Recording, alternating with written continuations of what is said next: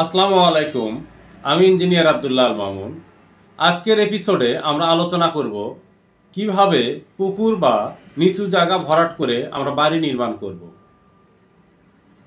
আমাদের সমাজে অনেকেই আছেন যে নিচু জায়গা দেখলে বা পুকুর দেখলে বাড়ি করার জন্য জায়গাটি নির্বাচন করতে চান না। আমি আজকে একটা ট্রিক্স আপনাদেরকে বলে দেই, যেটা মেনে চললে আপনারা নিচু জায়গাতেও খুব সুন্দরভাবে বা পুকুরে সুন্দর করে বাড়ি নির্মাণ করতে পারবেন।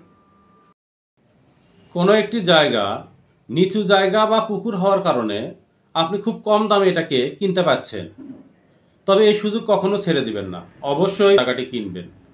এবং আমি যে ট্রিক্সটা বলে দিচ্ছি, এই উপায়ে যদি আপনি জায়গাটাকে ভরাট করেন বা ফিলিং করেন বা এইভাবে যদি নির্মাণ করেন, তাহলে আপনার নির্মাণ খরচ অবশ্যই কম হবে এবং আপনি লাভবান হবেন।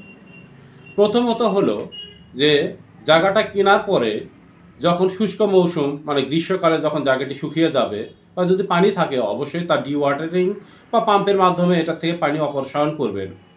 পানি অপসারণ করার পরে যে কাদাটা থাকবে সেটা অবশ্যই এক্সকাভেটর দিয়ে বা লোকাল যে আমরা ম্যানুয়ালি যে লেবার ব্যবহার করেও এটার কাদাকে অপসারণ করতে পারি। অপসারণ করার পরে যতক্ষণ পর্যন্ত ন্যাচারাল মাটি না আসবে ততক্ষণ পর্যন্ত কাদাটা আপনার অপসারণ করতেই থাকবেন। যখন ন্যাচারাল মাটিটা চলে আসবে তখন আপনারা অবশ্য ওই লেভেলেই মাটি পরীক্ষা করে নেবেন। মাটি পরীক্ষা মাস্ট বি, আপনাকে করতেই হবে। এখন ভাবতে পারেন যে ভাই আপনার সয়েল টেস্টের কোম্পানি আছে বলে আপনি রিকমেন্ড করতেছেন, বা এইরকম না, আমাকে করতে হবে না, যে কোনো ভালো প্রতিষ্ঠান দিয়েই আপনি মাটি পরীক্ষা করে নেবেন। যদি উপর লেয়ারের ভার বহন ক্ষমতা ভালো পান, বিয়ারিং ক্যাপাসিটি মাটির ভালো পান, তবে ওই লেভেলেই ফাউন্ডেশন দিয়ে আপনি বাড়িটাকে নির্মাণ করবেন। আর যদি মনে করেন যে না বেশি গভীর, আমাকে জায়গাটাকে ফিলিং করতেই হবে, তবে সেই ক্ষেত্রে অবশ্যই ওখানে একটা পাম্প বা পানির রিসোর্স বা সোর্স তৈরি করবেন।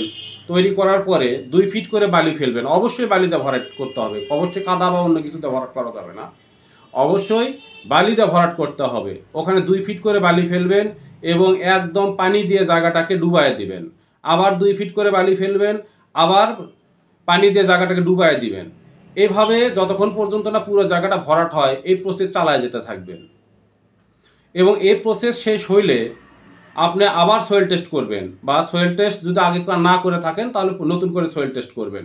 সয়েল টেস্ট করে আশা করি ইনশাল্লাহ অবশ্যই এখানকার বিয়ারিং ক্যাপাসিটি ভালো পাবেন, আশা করি ইনশাল্লাহ। এবং আপনার নর্মাল ফাউন্ডেশনেই এই ছোটো বিল্ডিংগুলো যেগুলো আছে 4-5 তলা, এই ধরনের বিল্ডিং করা আশা করি ইনশাল্লাহ সম্ভব। অনেক ক্ষেত্রে ব্যতিক্রম ঘটতেই পারে, সেটা তো বিচ্ছিন্ন ঘটনা। আর আমরা যেটা করি সেটা হলো কি, যে 1 টাকা 4 বার করি, 4 বার খরচ বৃদ্ধি করি। কি সেটা?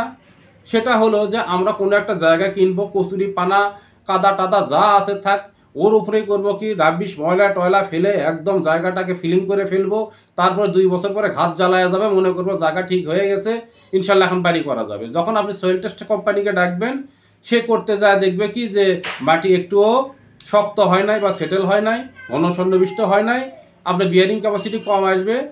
ফলশ্রুতিতে কি হবে, যে মাটিটা আপনি ওখানে ফেলে জায়গাটাকে ফিলিং করেছেন, যে ময়লা আবর্জনা ফেলে ফিলিং করেছেন, ওই ময়লা আবর্জনাটাকে পুনরায় এক্সকাভেটর বা লোকাল লেবার দিয়ে কেটে তুলে ফেলতে হবে। আবার তলায় যেতে হবে, ওখানে ফাউন্ডেশন দিতে হবে, আবার ফিলিং করতে হবে। তাহলে খরচ কতবার হলো? বা যদি গভীরতা অনেক বেশি হয় তাহলে তো ওপেনভাবে মাটি আর কাটতেই পারবেন না। সেই ক্ষেত্রে আপনার মাস্ট বি ছোটো বিল্ডিং হলে পাইলিং করতে হবে, তাতে ফাউন্ডেশনের খরচ কয়েক গুণ বৃদ্ধি পেল। তা আমরা সাধারণত এই ভুলগুলো করি দেখেই আসলে পুকুর দেখে ভয় পাই, বা পুকুরে আমাদের হ্যাভি ফাউন্ডেশন লেগে যায়, পাইল লেগে যায়, অনেক খরচ বেড়ে যায়। তো আমার টিপসটা যদি আপনাদের ভালো লাগে, অবশ্যই আমাদের এই চ্যানেলটি সাবস্ক্রাইব করবেন এবং আমাদের পাশেই থাকবেন। আমরা প্রতিদিন এইরকম আরও ভালো ভালো ভিডিও আপনাদের জন্য তৈরি করব। আসসালামু আলাইকুম।